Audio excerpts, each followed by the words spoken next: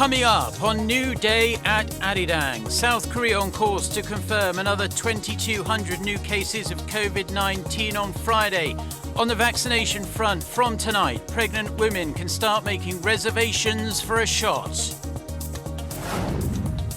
A magnitude 5.9 earthquake strikes near Tokyo late Thursday. It disrupts public transportation and leaves dozens injured. Officials warn of the possibility of quakes with a similar intensity in the coming days. Plus, a writer from Tanzania wins the Nobel Prize for Literature. The Nobel Committee says his work is uncompromising and passionate in its portrayal of the effects of colonialism. Stay tuned for these stories and more. Hello and happy Friday. I'm Kim Mo-gan and it's October 8th here in Seoul, South Korea. Over the next hour, we will take a look at big news stories of the day and get expert insights on the issues facing Korea and the world. And I'm Mark Brewman. Yes, we have a packed show to see out the work week. Everyone is especially excited here in Korea as we have yet another three-day weekend ahead of us. But let's begin with a look at the coronavirus situation in Korea as we head into the extended weekend.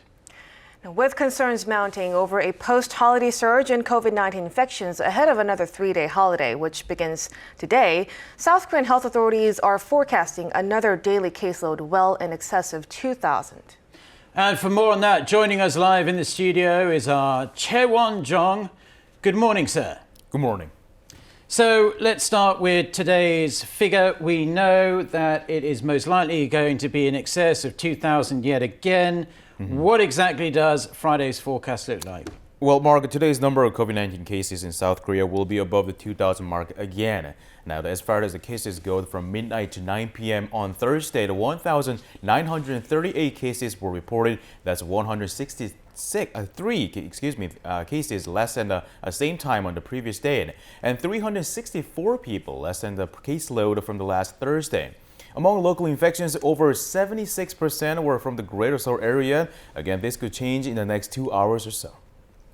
Now, Won-jong, let's turn to the vaccination front. I believe pregnant women are expected to reserve for their vaccination shots beginning today. That's right. So starting today, Friday here, around 136,000 pregnant women in Korea will now be able to book their shots. Bookings can be made through the KDCA website, where individuals are required to input information about their pregnancy. Actual vaccination will kick off on October 18th, less than 2 weeks from now. They'll be getting either Pfizer or Moderna vaccine. As you know, this has been a very sensitive issue to talk about due to the risks of possible side effects, but health authorities have continued to urge pregnant women to get the jab if possible. Now let's shift our focus a touch, Won-jong. The WHO, the World Health Organization, recently said that it's hoping to see 70% of the world's population vaccinated against COVID-19 by the middle of next year, so within the next 8 or 9 months. Tell us more about that, because that seems rather ambitious to me, although I'm no expert. Well, to me, it appears to me the WHO is asking the global cooperation between the pharmaceutical companies and also the countries with the high vaccination rate. The WHO said that Thursday they have set out their plans to achieve worldwide vaccination, stressing the targets of 40% of the population of all countries by the end of this year, which is 2021, and 20% by the mid-2022.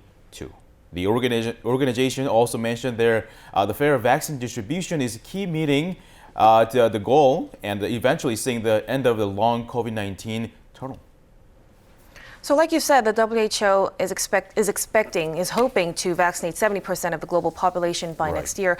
But what about here? What about South Korea? When will we be able to see a 70% full vaccination? So yesterday, the Thursday, and the South Korea's top health official Chung Eun-kyung, they're expecting to see a 70% full vaccination rate by at least October 25th. If it happens, health authorities are planning to begin to make the gradual transition to the so-called living with the COVID strategy, possibly easing some restrictions after November 9th.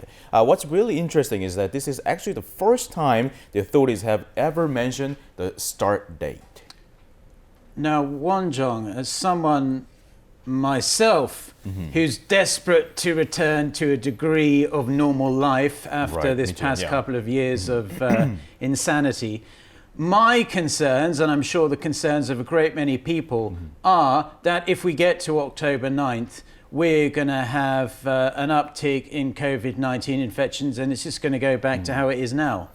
You made a very good point. I mean, this is definitely possible. That's why for a stable transition, health authorities are trying to come up with the more adequate ways to treat COVID patients at home, as well as improve the current medical system by mostly targeting the severely ill patients. Plus, the availability of the treatments will be the factor. They are currently in discussion with the drug makers to secure as many oral treatments as possible. Okay, thank you, Wonjung, for your report again. You did a great job. Wonderful reporting as always, Wonjong, but you knew that anyway. And have a nice weekend. You Goodbye. too. Bye-bye. A powerful earthquake measuring 5.9 in magnitude struck the Tokyo region on Thursday evening. The quake caused buildings to sway from side to side, but no serious injuries have been reported. Yes, that's good to hear. However, train lines were stopped and the power went out in some areas, but no tsunami was triggered. Shin Ye-eun with this report. A massive earthquake with a magnitude of 5.9 shook Tokyo and surrounding areas overnight on Thursday. The quake started at around 10:40 p.m. local time in the Chiba prefecture east of the capital, registering an intensity of 5+ on Japan's seismic scale of 0 to 7 in areas like Tokyo and Saitama. The tremors were strong enough to stop trains, burst water pipes, and cause power cuts across the cities. Newly elected Prime Minister Fumio Kishida immediately set up an emergency response task force to provide everyone with the latest information. The quake occurred just 3 days after the new Prime Minister took office. As of now, authorities have reported 17 injuries, but no deaths or major structural damage. Japan Meteorological Agency added that the country is not at risk of a tsunami. However, they urged people in the greater Tokyo area to stay alert for the next 7 days in case more earthquakes come their way. They also described Thursday's quake as the strongest to hit the capital region since 2011. In March of 2011, a 9.0 magnitude quake shook the country's northeast and damaged the Fukushima Daiichi nuclear power plant, which still remains as the world's worst nuclear crisis after Chernobyl. Japan accounts for around 20% of the world's mega earthquakes with a magnitude 6 or greater. Shin Ye-eun, Arirang News. With less than 2 weeks left until a possible U.S. default, which experts said would have been a financial disaster, Democratic and Republican leaders in the Senate have reached a deal to raise the debt ceiling. The deal means the U.S. avoids the immediate threat of federal default, but watchers say Congress still needs to address the issue of the national debt going forward. Our Kim Hyo-sun reports. The U.S. Senate has agreed on a short-term deal to boost the debt ceiling in a move to temporarily avert the looming risk of the country's first-ever default. We have reached agreement to extend the debt ceiling through early December. The Senate explained the plan would raise the debt ceiling by $480 billion through early December. They added the deal was reached following negotiations carried out in good faith, with only days to spare ahead of the October 18th deadline.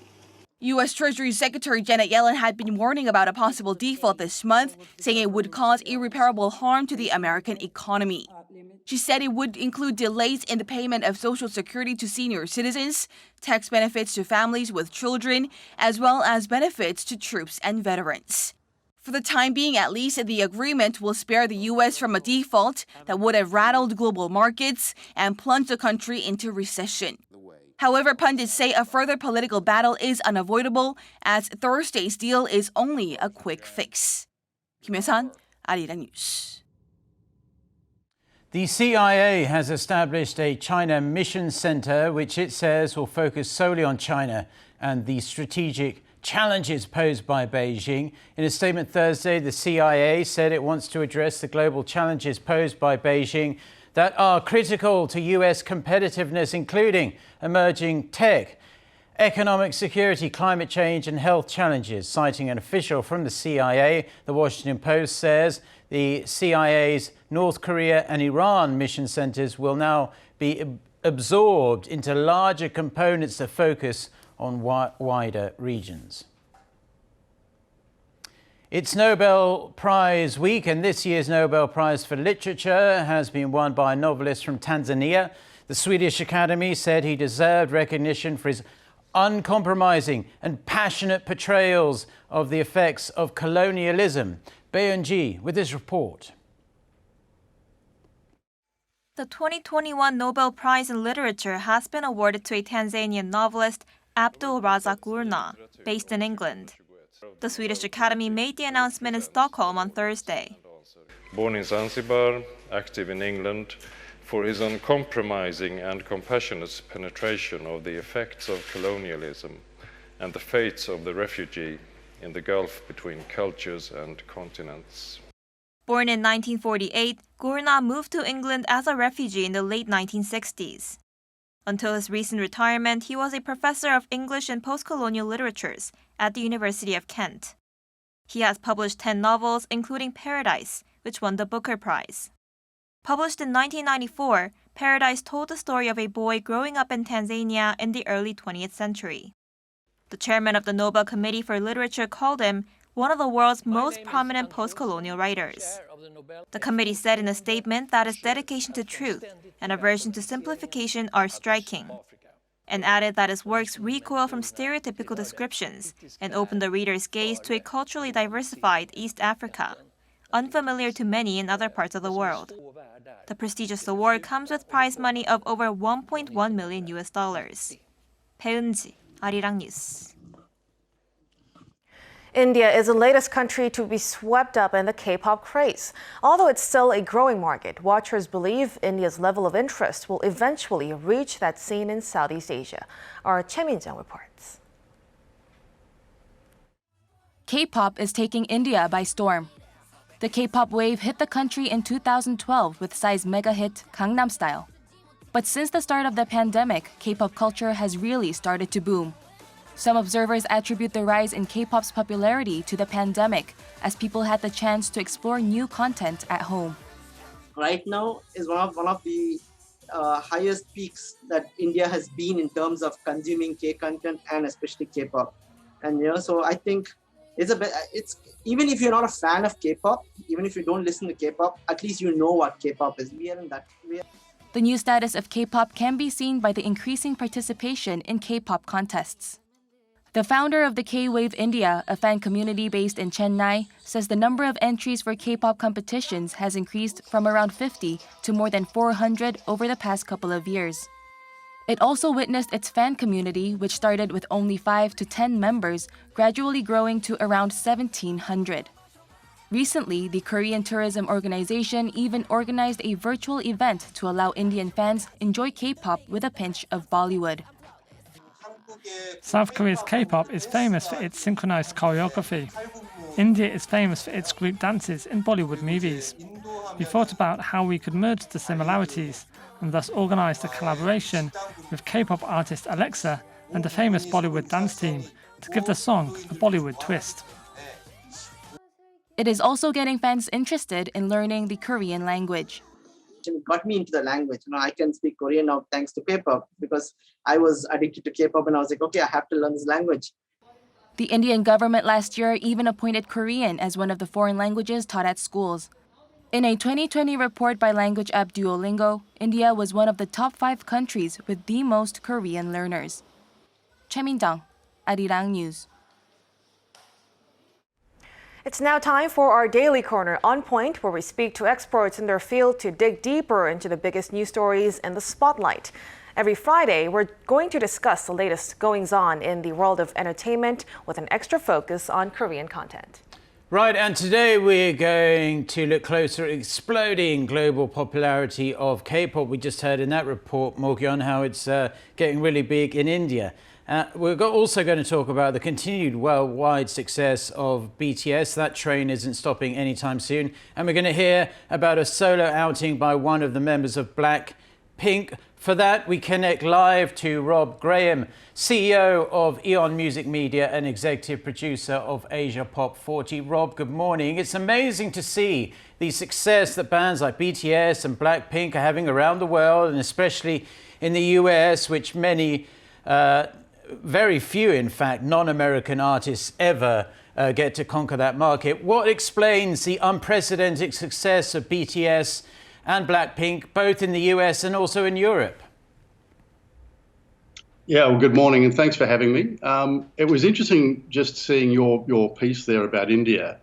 It's fair to say that India probably came late to the train, to the K-pop train, and it's going to go nuts there. But I think what we're seeing with the US and Europe in particular, for BTS, Blackpink, and other K-pop artists, is really the filling of a void that's probably been left by previous acts like One Direction that have disbanded, Fifth Harmony, Spice Girls, and NSYNC from further back, and I think that combined with almost the mystery of artists from the East, if you like, particularly from Korea, and the fact that the rest of the world has seen the incredible success of these artists within Asia, not just within Korea, but within Asia on a larger basis,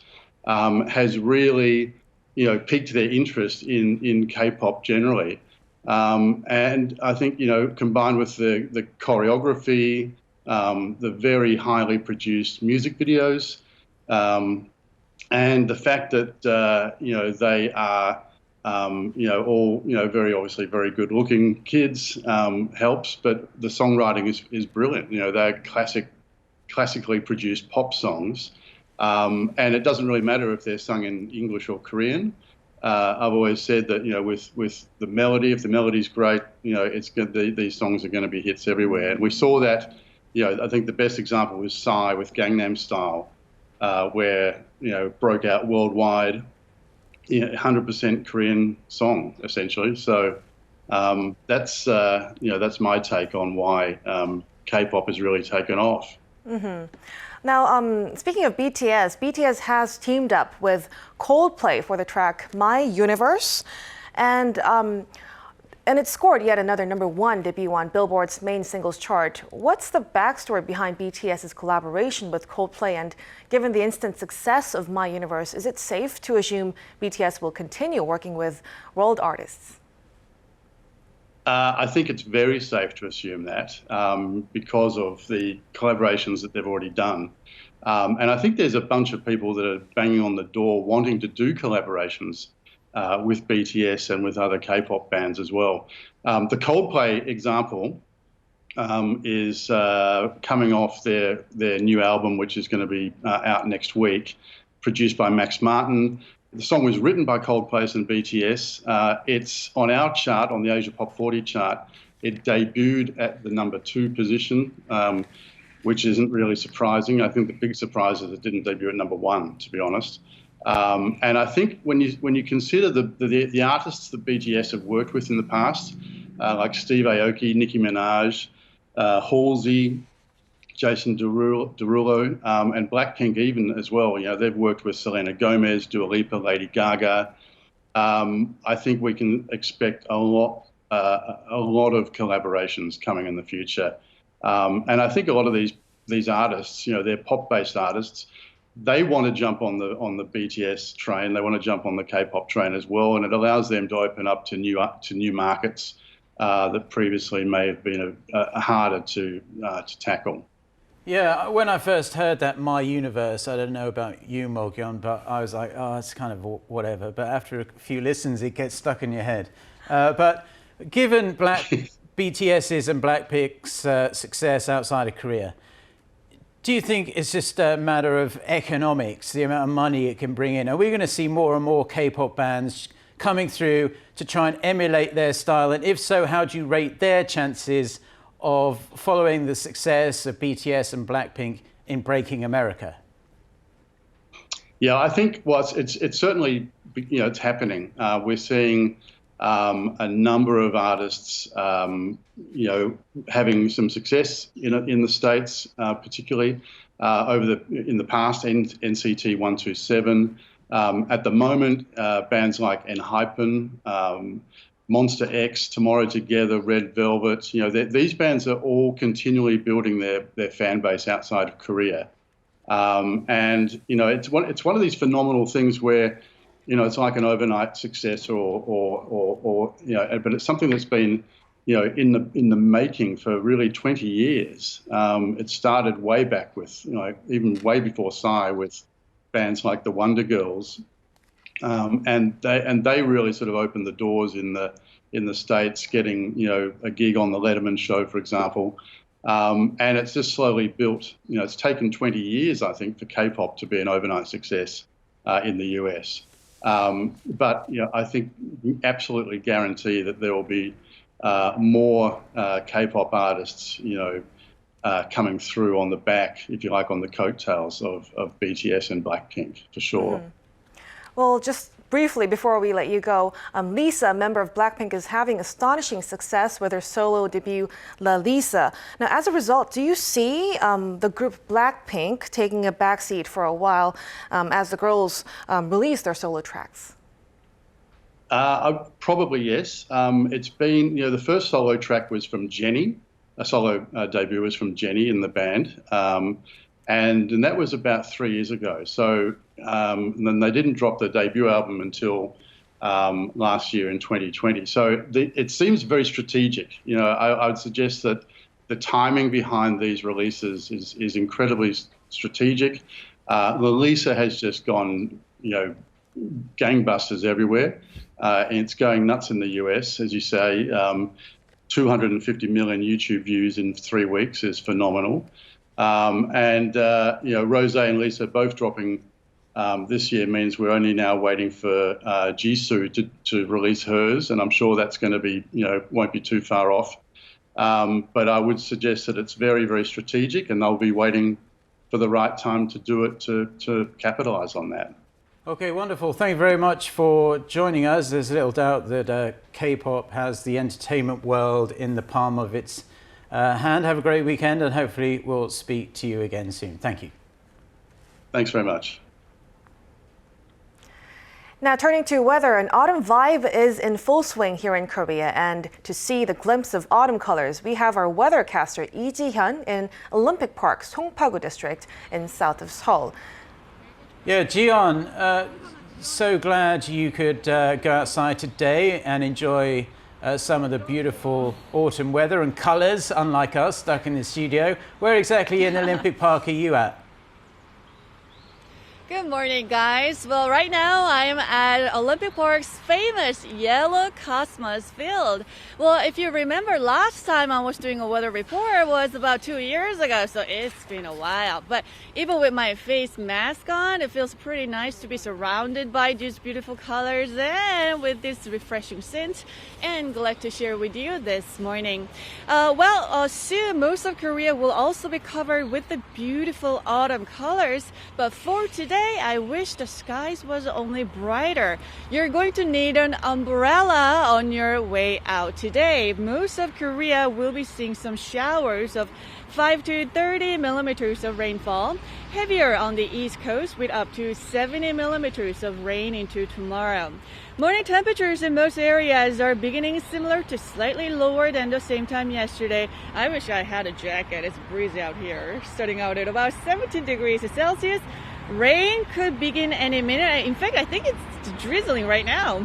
Daily highs will be 1 to 4 degrees lower than yesterday. Daegu at 25, which is about 4 degrees lower than yesterday. Seoul will be at 21 degrees Celsius this afternoon. Now, we have a long 3-day holiday weekend, and it looks to be rainy and cloudy again for most of us. So please take the weather into account. Well, it's hallo today also, meaning a cold dew according to seasonal indicator, and it's going to get super chillier from next week. Well, that's all for me for now. Don't forget to wash your hands frequently and keep your face mask on. Okay, Jian, thank you very much for that weather report, and I believe we'll be connecting to you very shortly. See you in a bit.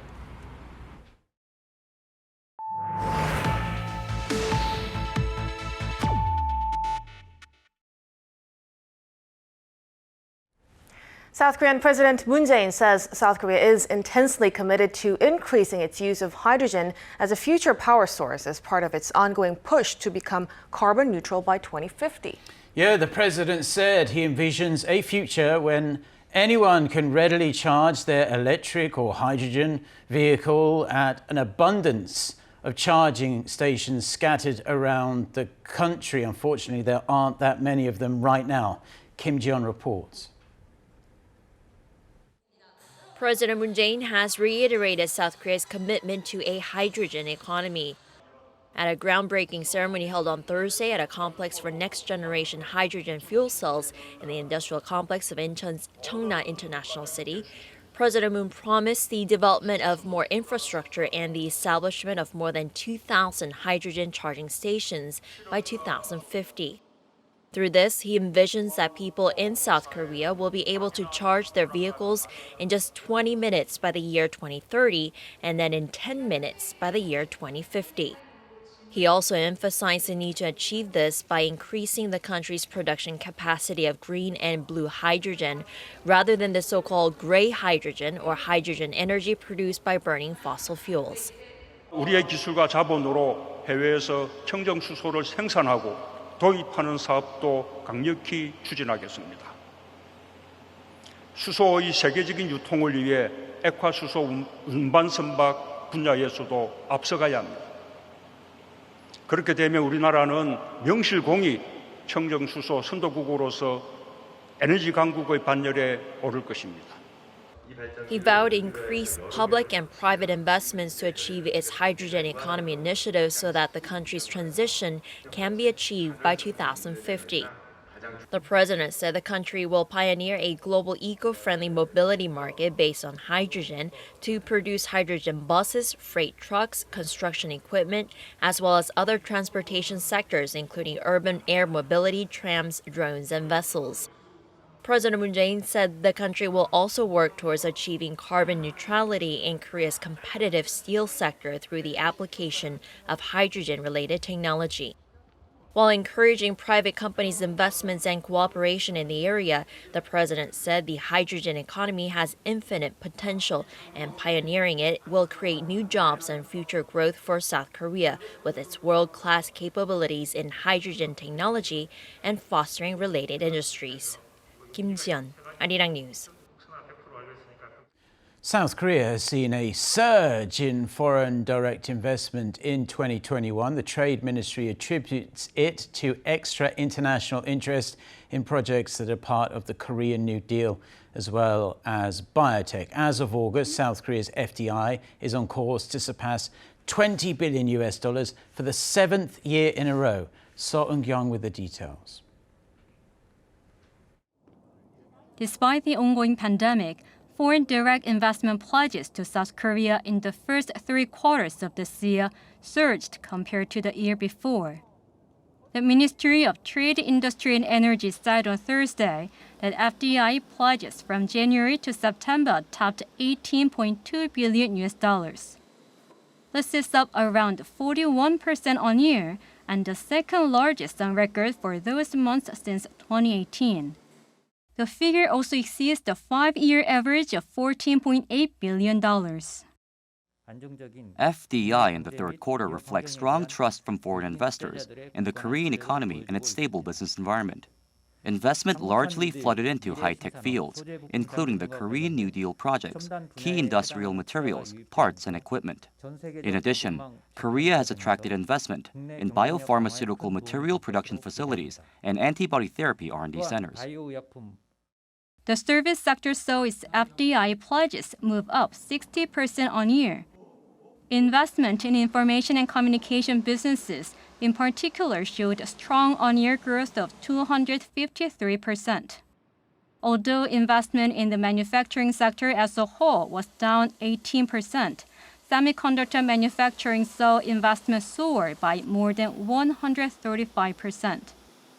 Investment pledged from the European Union accounted for the largest portion with $7.3 billion, which is more than a 170% increase from the previous year, mainly through aggressive merger and acquisition activities.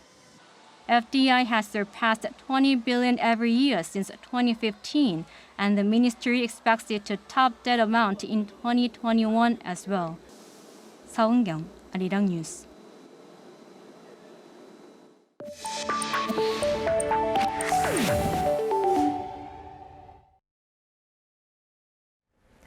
안녕하세요 여러분. 다이얼로그 디스위크를 시청해주셔서 감사합니다. 10월 9일 내일 한글날을 맞아 우리말로 인사를 드려봤습니다.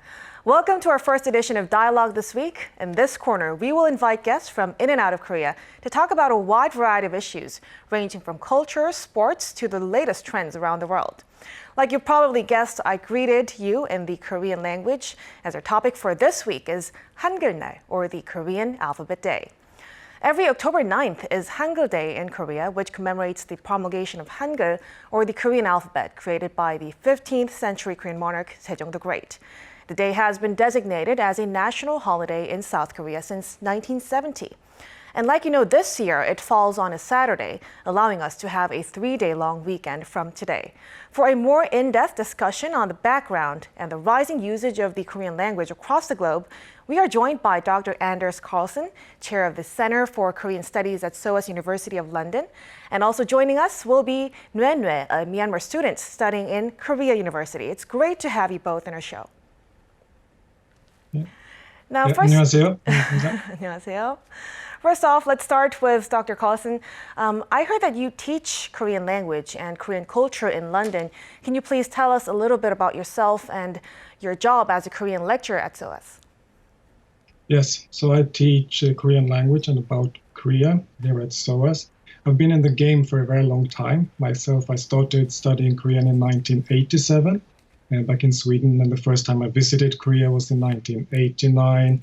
In the early 1990s, after graduating from university, I lived a couple of years in Seoul, and I've been teaching about Korea at universities for more than 25 years. I've been now at SOAS for more than 20 years, teaching about Korean society, culture, the history. I mean, my own specialty is Korean history, the Chosun period history, in particular the 18th and the 19th century.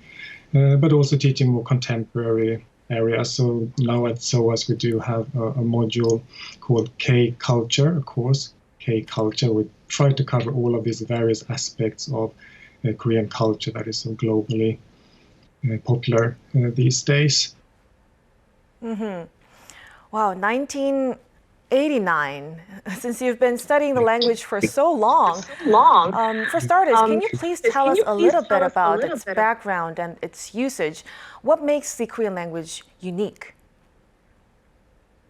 Yes, I mean, so the main uniqueness of the Korean language is, of course, that it uses a phonetic script that was devised for the language in the mid-15th century by King Sejong, and that's one of the joys of teaching Korean language, is to be able to tell that very fascinating story about the creation and the invention of the Korean alphabet, Hangeul as it's known today, or Heung-min as it was known when it was created, and the fascinating principles behind the characters, so the consonants.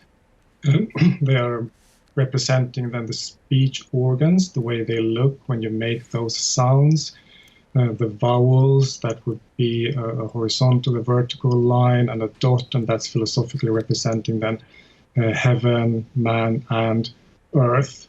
So being able to bring all of that kind of more cultural history into teaching the Korean language, I find that's a very interesting and fascinating aspect of it all. And then before that, of course, in Korea, they would have used Chinese characters for representing both the Korean language, the vernacular language, in various systems, one of them known as Idu, or the most prominent written language would have been classical Chinese.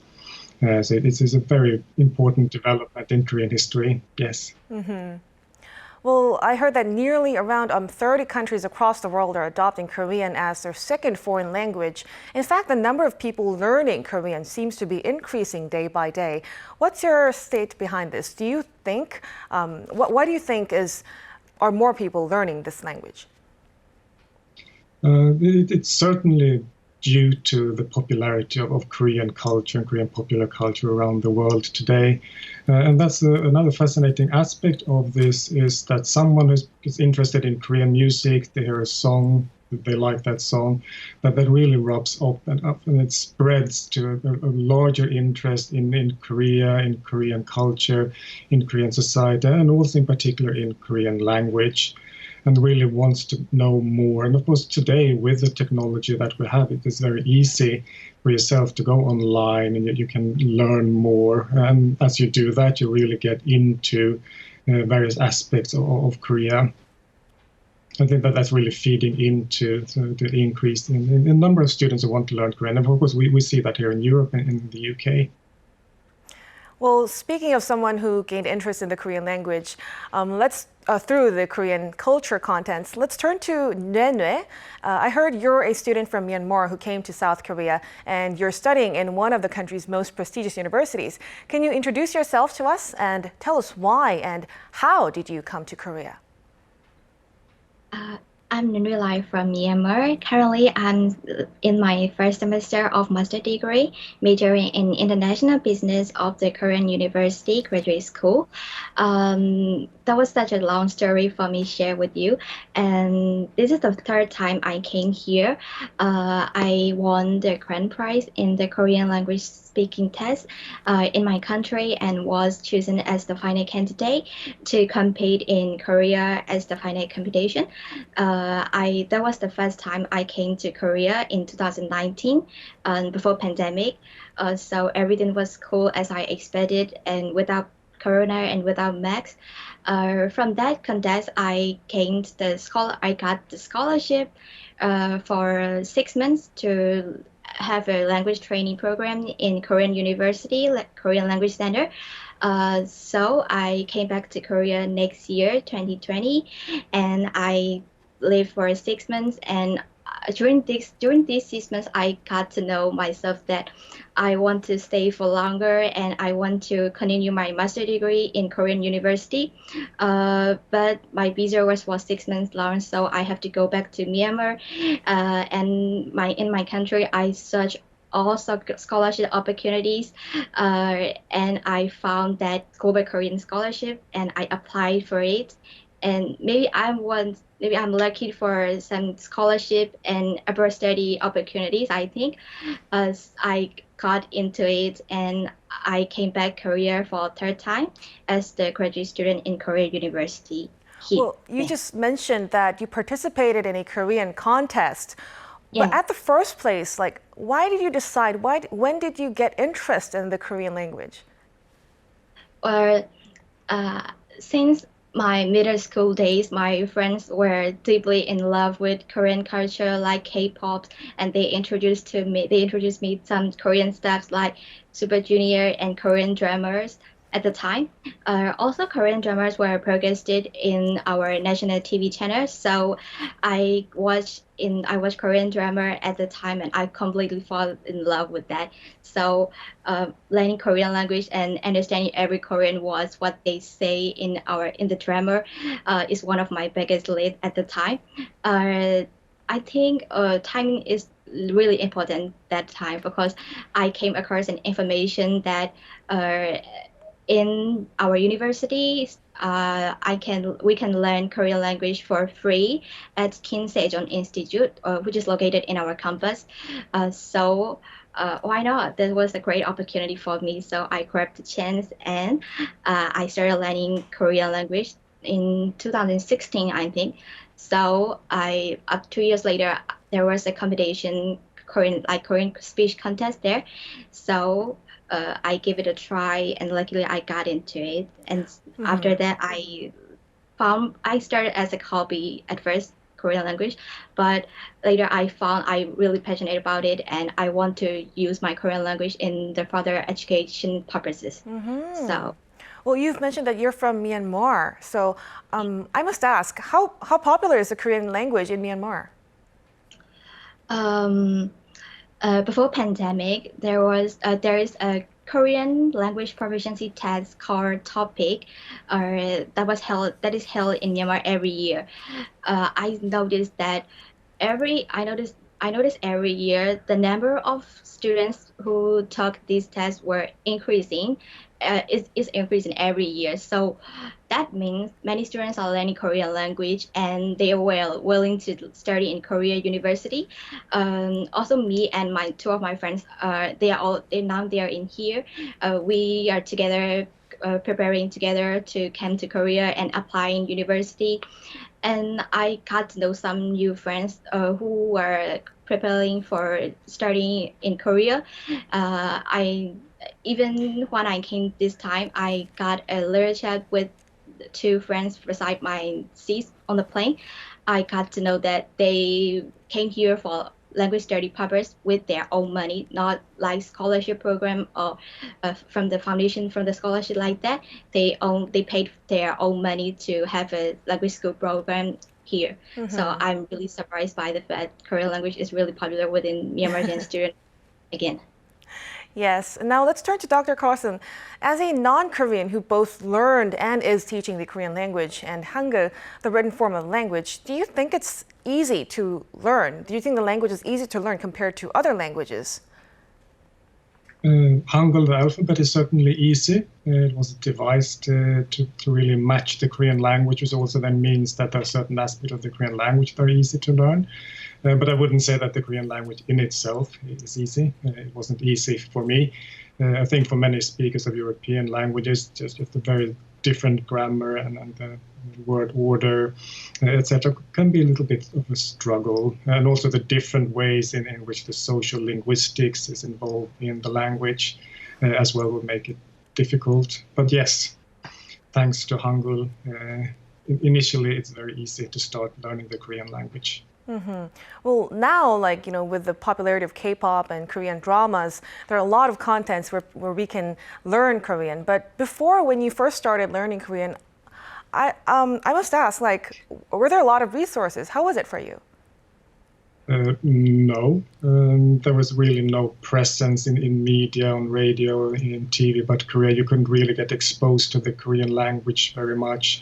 So studying Korean, it was very academic, philological. You were studying the grammar, etc.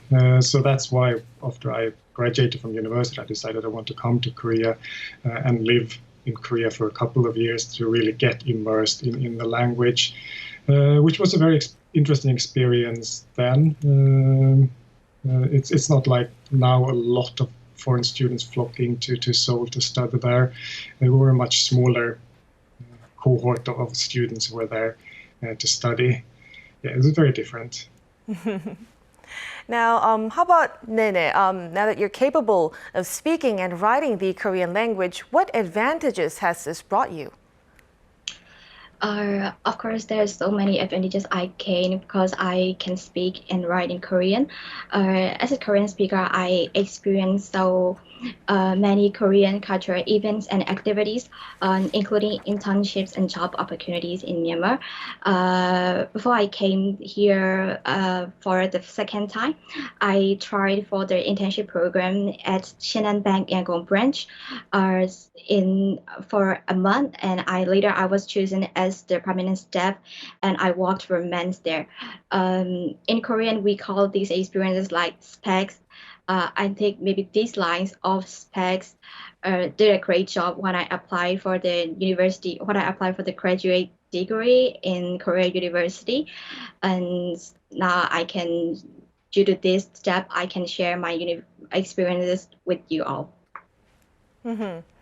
Well, Nene, like you just said, do you have any tips for foreigners who are learning the Korean language? Do you have anything to say to them? Of course, I'm still learning Korean, but so for me, I think it's really important when you learn a language. It's really important to memorize some vocabs and grammar tips by heart. But for reading and listening skill, it's not important to sit in your study table and listen or reading exercises and solving reading exercises all the time. Because you can explore them in your daily activities, like you can watch Korean news and listen to Korean songs, and I prefer watching Korean talk shows because you can listen their native accent. And for me, whenever I ride the subways, I go to the subway station and I always read poem that was written on the glass door of the subway station.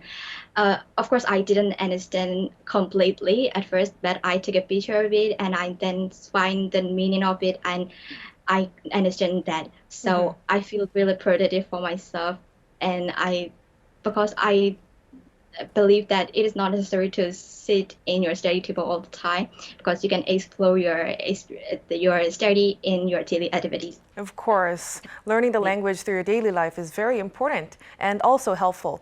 Now, before we let you go, Dr. Carlson, do you think the Korean language has global competitiveness? Why and what can we do to raise its competitiveness or lead to more opportunities professionally?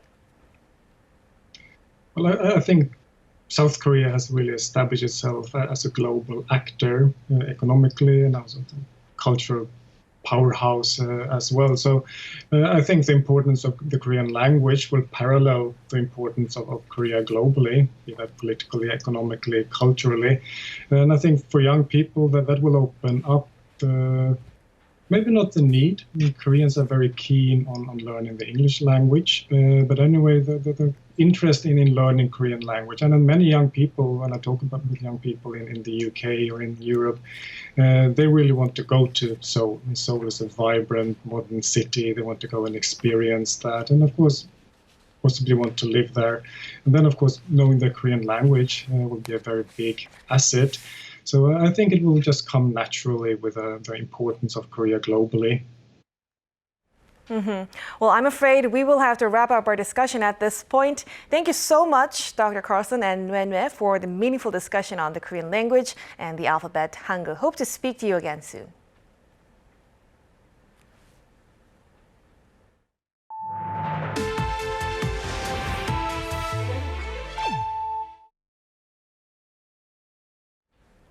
Now in sports, Heung-min came to the rescue for South Korea on Thursday evening, scoring a late goal to help the Taeguk Warriors beat Syria 2-1 in a World Cup qualifying.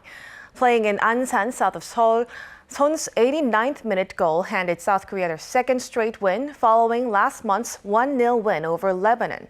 South Korea now sit atop Group A with 7 points. The team's next game is again against Iran in Tehran on Tuesday. The stars of the South Korean drama series Squid Game have appeared on The Tonight Show in the U.S. Lee Jung-jae, Park Hae-soo, Ri Ha-jun, and Jung Ho-yeon joined Jimmy Fallon for a virtual interview from Seoul. Park was asked when he realized the show had become such a huge hit. He replied, "Right now." Squid Game revolves around a series of deadly games where hundreds of people compete to win worth tens of millions of dollars. Since being released, Squid Game has become the most viewed Netflix original series in 90 countries. During two of Korea's oldest dynasties, scripts were taken out and dried in the sun to preserve them. This week, a Buddhist temple is performing the same ritual on its scripts, printed directly from some famous wooden blocks made centuries ago. Han Sung-woo with this report. For the first time in 123 years, monks at Haeinsa Temple in South Korea's Gyeongsangnam-do province took its collection of 1,270 volumes of scripts from the shelves on Thursday to traditionally dry them under the sun. The scripts were originally printed from the Tripitaka Koreana wooden blocks, a national treasure. Sun yearning is not only about reading the Tripitaka itself, but engraving its teachings onto our minds. The Tripitaka Koreana, or Palman Daejangyeong, is considered the world's most comprehensive and oldest, intact version of the Buddhist canon in Chinese characters.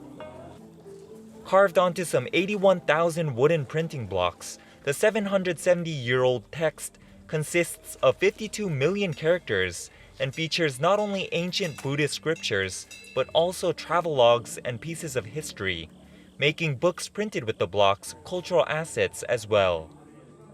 The ritual offers a rare glimpse into how the Changgyeong-panjeon structure has been able to house and preserve the wooden blocks so well for over 500 years. I'm incredibly happy to have witnessed the event with my own two eyes. What a breathtaking experience. Past records show sun yearning was practiced every few years on ancient texts in both the Goryeo and Joseon dynasties, usually after the monsoon season, to prevent moisture and insects from ruining them.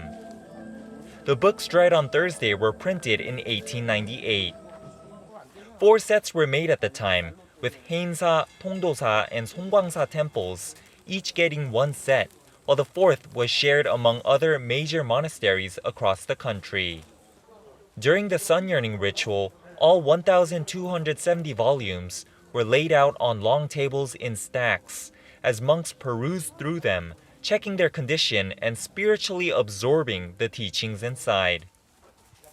The mass undertaking comes as Haeinsa Temple celebrates 1,219 years of Buddhist worship. 한성우, Arirang News, 합천.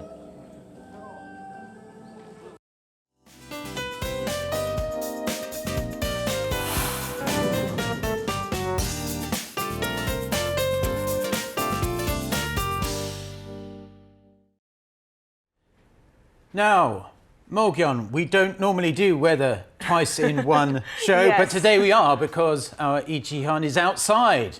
So let's cross over to her again at Olympic Park for another update on the weather. Ji-hyun.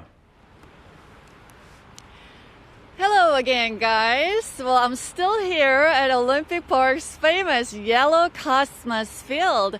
Here at Olympic Park is already painted with the beautiful, vibrant colors, yellow, gold, and pink, and you name it. It's a photo-taking spots everywhere here at Olympic Park. And soon, most of Korea will also be covered with the beautiful autumn colors.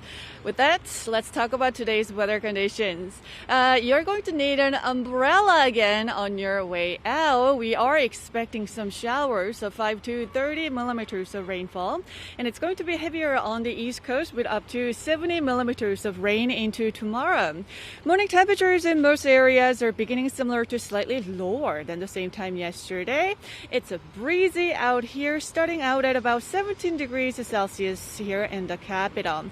Then daily highs will be 1 to 4 degrees lower than yesterday. Daegu will be going up to 25 degrees, which is about 4 degrees lower. Seoul will be as chilly as yesterday at 21 degrees. Now, we have a long 3-day holiday weekend, and it looks to be rainy and cloudy for most of us, so you might want to take the weather into account. Well, it's Halloween today. According to the seasonal calendar, it's cold dew, so things will get much chillier starting next week. Well, that's all for me at this hour, but I'll be back on our later newscast.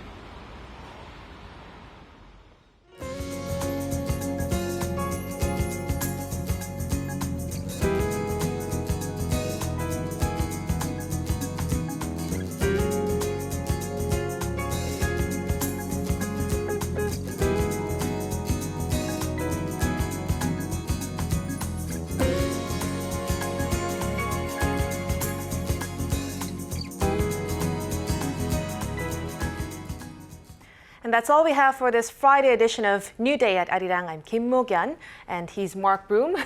Have a great weekend. Looking forward to the 3-day weekend. And since it's extended weekend again, we'll be back with New Day at Arirang on Tuesday instead of Monday at our usual time of 8 a.m. Korea time. Our next newscast coming up in just under an hour from now. But in the meantime, stay tuned to Arirang TV. Goodbye.